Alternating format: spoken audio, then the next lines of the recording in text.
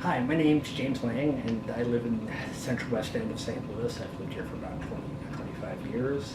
I was born with hydrocephalus, and for the most part, really didn't. They told me when I was about 9 years old that they said I was cured and don't come back.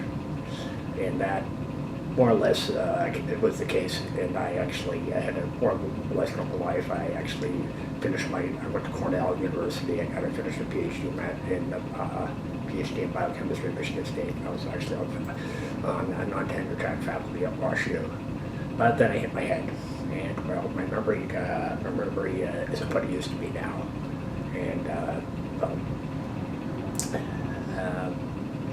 when I hit my head, it was essentially they looked at it, and it just like I looked at the thing, and my ventricles are bigger than they should be, and my stomach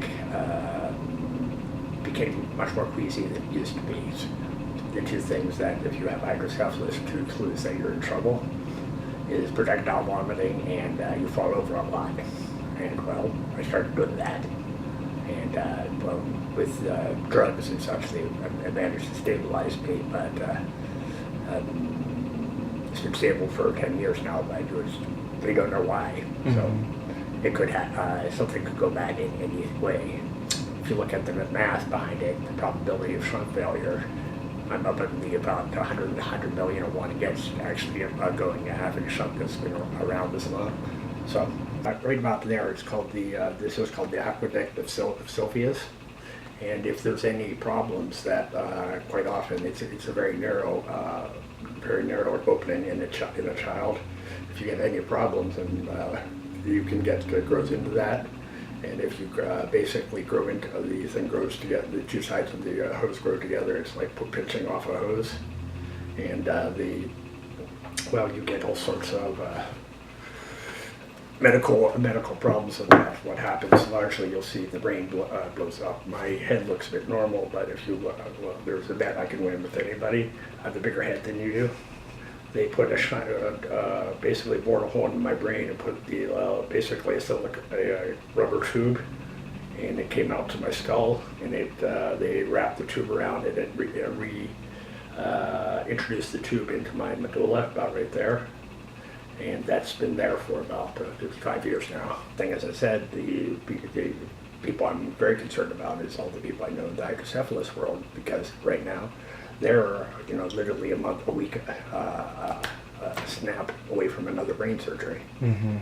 And I think as a decent people, you got to take care of them. You see people getting turned down for care, and usually it ends up your problem ends up don't have adequate care in the shorthands in the short term, so they're not around when the problem shows up.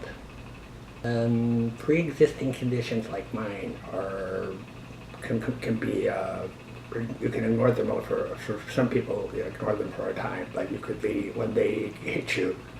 You need help, and you need help right now. And if you don't have health insurance coverage, getting into the hospital, having a doctor.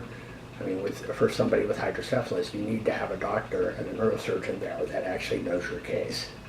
And if you don't have insurance, or you don't have money enough to go to see a neurosurgeon, you can't do that.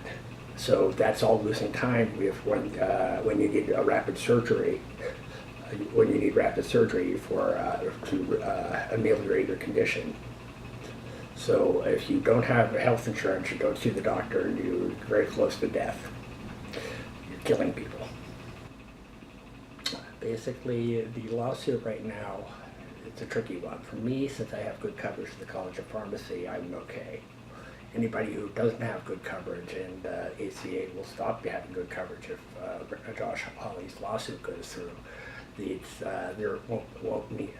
make it more difficult for them to actually get medical treatment when it's needed. And when you have hydrocephalus, when you need medical treatment, it's a life and death condition. You could die.